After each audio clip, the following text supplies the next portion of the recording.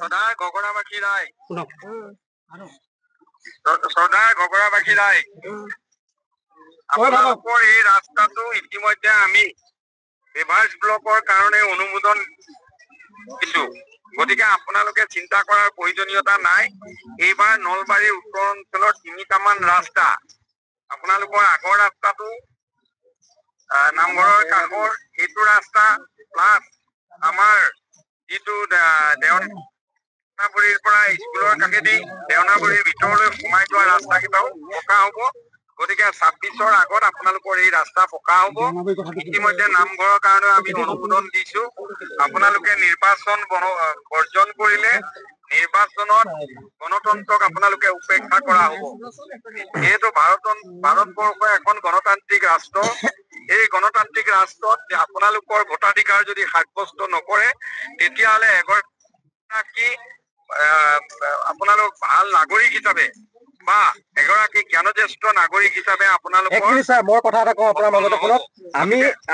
আপুনি বুজি পাইছে আমি বুজি পাইছো মোৰ কথাটো মাজতে শুনক আপুনি বুজি পাইছে যে আমাৰ যিটো সাংবিধানিক অধিকাৰ আমি ভোটাধিকাৰ গতিকে শুনক আমি সাংবিধানিক অধিকাৰ বৰ্জন কৰিবলৈ আমি কিয় ওলাইছো সেই কথাটো তাৎপৰ্য আপুনি বুজি পাওক প্ৰথমে যদি আপুনি তাৎপৰ্য বুজি পায় আমাক আমি বুজাবলৈ নালাগে আমি বৰ্জন কৰিব লাগে নে নালাগে গতিকে আপুনি এটা কথা কওক মোৰ অনুৰোধ এটা জনপ্ৰতিনিধি হিচাপে মই আপিল কৰিলো আপোনালোকে ইয়াৰ পিছত যদি বৰ্জন কৰে মোৰ আমি বৰ্জন কৰিবলৈ যে ওলাইছো সেই কথাটো আপুনি হৃদয়ংগম কৰক প্ৰথমে আমি কিয় বৰ্জন কৰিবলৈ ওলাইছো সেইটো আপুনি প্ৰথমে হৃদয়ংগম কৰক আপুনি অলৰেডি 7টা বছৰ গহপুৰ সমষ্টি বিধায়ক হৈ থাকিল নহয় মই আপোনাক দেখুৱাই আছো মই আঙুলি তোৱাৰ কথা কোৱা নাই আপুনি ৰাইজৰ আঙুলিলে যদি ভয় কৰে আপুনি ভয় কৰিছে আপুনি ৰাইজৰ আঙুলিলে ভয় কৰিছে ৰাইজে আপোনাৰ আঙুলি উঠাব আপুনি কোন আপুনি কোন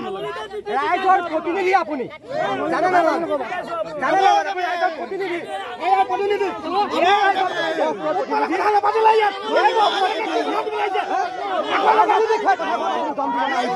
আপুনি কোন